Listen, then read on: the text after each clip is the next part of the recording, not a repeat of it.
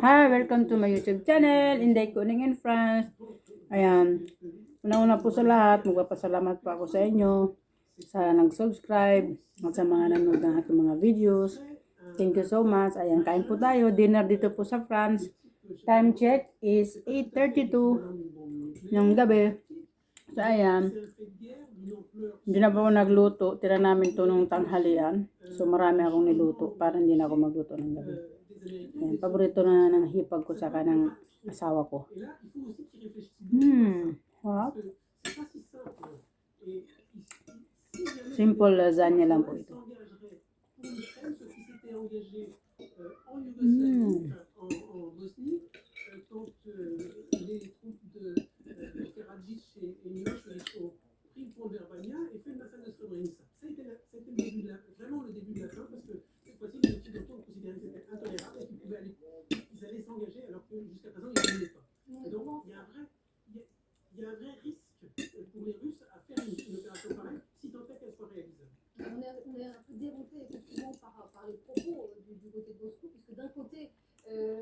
On reconnaît du côté du génération viking qu'il y a une situation difficile sur le terrain, peut-être qu'ils sont sur le point de se retirer de personne, et d'un autre côté, comme vous dites, on a l'impression quand il dit qu'il doit prendre une décision très difficile, qu'il pourrait prendre une décision comme celle que vous décrivez, vous voulez réagir. Non. Je souscris à ce que vous avez dit, mais Poutine est censé libérer des territoires et ne rechigne pas. Il était censé libérer et aider les populations de Mariupol. Je ne sais pas si on se souvient dans quel état est cette ville. Donc c'est pas ça qui va l'arrêter que de vouloir conquérir des endroits où tout le monde est assassiné et tout le monde détruit. Mariupol, on est censé être dans une reconquête joyeuse, enthousiaste de la population. Quand on voit l'état humanitaire de cette ville et l'état géographique on a tous en tête les photos de dévastation. Donc ce n'est pas ça qui va arrêter Poutine à des tas les villes et qui est censé libérer, reconquérir pour le bien des populations. Ce sont les champs d'urbaine. Quand on voit Massif en ce moment, quand on voit et même Kherson en fait, c'est un état. Voilà, donc c'est pas ça qui va l'arrêter. C'est pas l'économe des villes des Russes. Voilà, c'est ça. Ni de personne. Ni de personne non plus. Sur cette ville de Kherson, aujourd'hui, les Russes, c'est un appel qui semble vraiment imminent. Les forces russes ont demandé aux civils de Kherson de quitter immédiatement la ville après avoir organisé, on l'a vu, les images des derniers jours, des évacuations, déportations de la ville. Qu'est-ce qui se passe? Écoutez, le fait de dire qu'il faut évacuer la population, on parlait tout à l'heure de beaucoup d'enfants sont déportés. Il y a une pétition internationale qui circule pour la protection et le retour de 300 000 enfants qui ont été déportés. Donc c'est un véritable massacre. On est dans une logique de génocide, il faut le dire. Ito po ay prutas ng Brazil. So titikman po natin kung anong lasa. Kung ano ba ang loob nito. Ayan. Tingnan natin ang laman. Excited si Inday. Ay wow, ay parang ano siya.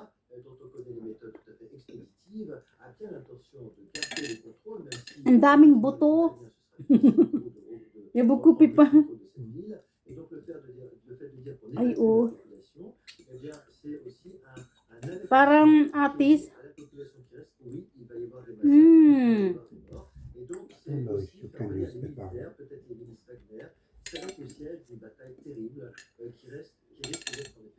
Dami niya pong buto.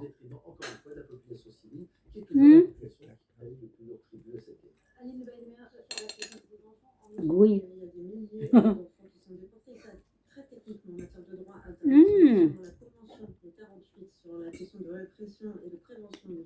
Ay, trungan eh. C'est un acte génocidaire. Et donc, les Ukrainiens applaudent depuis des mois la caractérisation internationale. Yung atis, parang atis sa atin, yung lasa niya. Tapos, mas mura ito kaysa sa atis.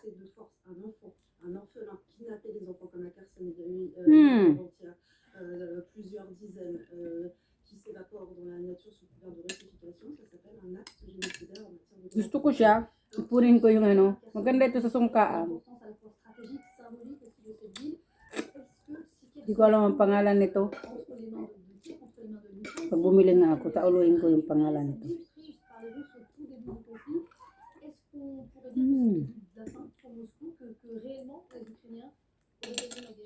daming buto. Je pense que ce serait un peu tôt pour le dire, malheureusement. Je souhaiterais qu'il la gagne tous, je pense, mais je pense que ce serait un peu tôt pour le dire. D'autant que ce qui est en train de se passer là précisément, c'est, à mon avis, pour Poutine, une manière d'essayer de sauver les meubles par rapport à une défaite annoncée. Et de faire avaler par petits bouts à la population russe, à son opinion publique, qu'on a résisté autant qu'on peut, et ça n'est pas une grande défaite. Ça sera évidemment une grande défaite, mais si vous la découpez en tranches avec la technique du salami, Yummy. vous allez la rendre Really, honey. entre Sarap. guillemets, pour l'opinion publique russe. Mais donc je ne suis pas sûr qu'aujourd'hui, ça soit ça qui va suffire à faire basculer le régime russe, parce que c'est bien la question, est-ce que le régime va tenir ou pas? Je crois qu'il est en train de mettre tous les ingrédients pour faire tenir le régime face à cette défaite-là. Oui, quand vous regardez la carte, effectivement, Kherson va faire Kovka. On voit bien aussi que c'est évidemment stratégique. Pourquoi? Parce que c'est la tête d'entrée sur la Crimée. Hein. Il ne faut pas oublier non plus que la Kiev n'a jamais renoncé à reprendre le contrôle de la Crimée. On l'a vu avec ce pont. Et donc, c'est un endroit éminemment stratégique. C'est un endroit stratégique aussi et symbolique parce que c'est la première ville qui a été prise par les Russes. Et le fait que les Ukrainiens puissent reprendre, eh bien, ça porterait effectivement un sacré coup au moral donc des Russes. Mais vous voyez ce qui a déjà été fait, parce que si vous vous rappelez au début de la guerre, on pensait que la prise de Kherson allait Pero ouvrir kailangan pang ano, konting on hinog. ne parle plus de ça.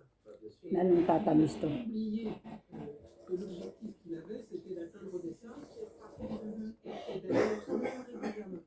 Oui, Odessa est frappé, mais l'idée qu'on va conquérir Ito pala pangalan niya. la Novorossiya, c'est une idée abandonnée pour le Prutas Los ce plateau-là. Cursos. Bien sûr que Odessa Prutas est Los Cursos pala ang pangalan niya. de guerre, de prendre l'ensemble de la côte de la Méditerranée, c'est un objectif Il y avait des pépins en effet. Hmm? il a fait disparaître d'une certaine manière, et ça fait partie de l'action psychologique de cette affaire-là. Il ne faut pas surestimer. Cum Atis in Philippines. Il ne faut pas surestimer non plus la capacité des Ukrainiens. Ça va être très difficile de reprendre Kherson. Ça va être une grande bataille. Et on sait que s'ils ont pris quelques positions, eh bien, ça va être une longue bataille. L'hiver arrive aussi. Et donc, je pense qu'on va aller sur ce que les militaires appellent une guerre d'attrition. Mais avec notre aide, la Russie va réussir Une bataille qui s'annonce longue et les Ukrainiens eux-mêmes l'ont dit, le front Kherson, ce sera de toute façon une longue bataille. Merci beaucoup Jean-François Boutor et Aline Weitremer d'être venus avec nous. Patrick Martin-Joliet, vous restez parce qu'on va parler de l'Italie, un autre pays que vous connaissez bien, puisque c'est la consécration aujourd'hui pour Giorgia Meloni. En 2018, son parti post-fasciste Fratelli d'Italia faisait 4%. Aujourd'hui, elle arrive au pouvoir. Harap, en Italie. katakin naman Aziz. Première femme présidente du Conseil. Et c'est aussi le gouvernement le plus à droite de l'histoire. Mais on va le voir tout de suite avec Paolo Levi, correspondant de la Stampa et de l'ANSA. On a vu Meloni présenter une équipe de ministres au poste clé qui semble viser à rassurer ses partenaires européens et américains. C'est aussi l'impression que vous avez eue, en tous les cas pour les postes clés. Oui, absolument. Disons que Giorgetti à l'économie et Tajani au ministère des Affaires étrangères représentent une gage par rapport aux inquiétudes qui avaient été exprimées ces dernières semaines par rapport à un gouvernement eurosceptique.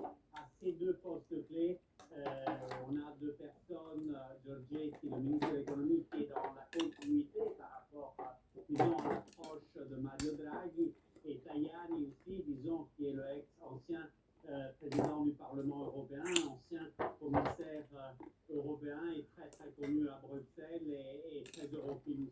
Donc à ces deux postes clés, Meloni a voulu jouer la carte voilà, de l'assurance et elle a voulu rassurer disons, ses partenaires européens et internationaux. Qu'est-ce que ça veut dire? Restez avec nous, Paolo Levi. Qu'est-ce que ça veut dire l'Europe? Harap, ang sarap po, grabe. Pour l'Europe, ou est-ce que ça rassure Yung kung baga sa atin, ay, sa Pilipinas, Atis, rassurer les Européens? Est-ce qu'on peut être rassuré ou ça reste un choc l'Italie? D'abord, moi, ça reste un choc. Moi, qui ai été en Italie, voir que Ayan, après 20 ans de Tapos ito naman ang, ito naman po yung ano, dessert ng asawa ko. Ito ay, pangalan ay Fashion Gâteau de Passion. Free passion. De voir qu'un parti qui se It's a French cake. Napakasarap niya. So, dito, hindi mahilig magawa ng cake na marami mga kulay, mga food color.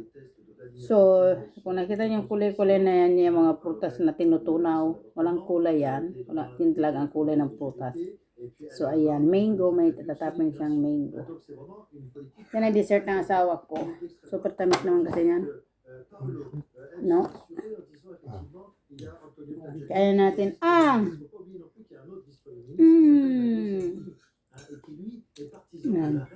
Bye-bye, magpapaalam na po si Inday. Tapos na po akong kumain. Salamat po sa inyong lahat. God bless you all. Happy lang. Bye-bye. See you my next video.